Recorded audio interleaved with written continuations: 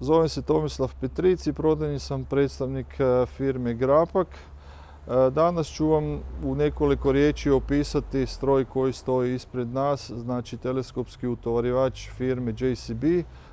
Ovaj stroj koji ovdje stoji ispred nas je model P4270.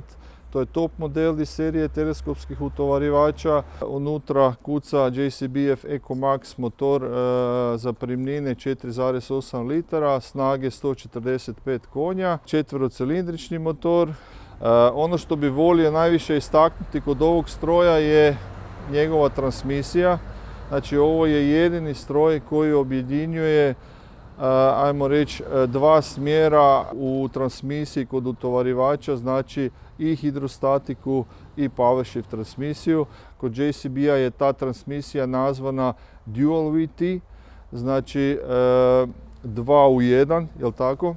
Valja spomenuti potpuno novu kabinu koja je veća u odnosu na prethodnu seriju, znači sa više stakla, sa prednjom nakošenom staklenom površinom radi što bolje preglednosti.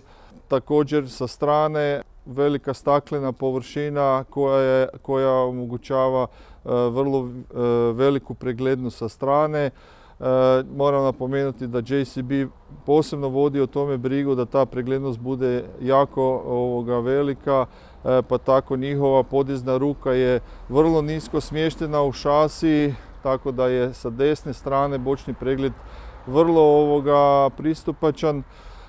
Dalje bih volio napomenuti da je kabina potpuno novo digitalizirano opremljena, znači postoji unutra digitalni displej na kojem je moguće raditi razna podešavanja stroja, isto tako pregledavati korisne informacije oko potrošnje goriva i tako dalje.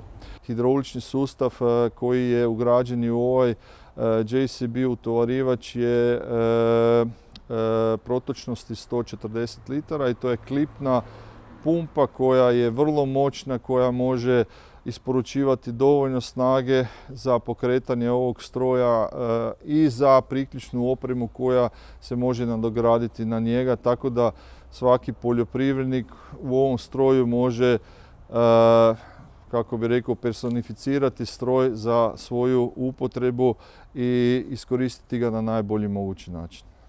Podizna snaga stroja je 4,2 tone i ukupna visina dizanja je 7 metara.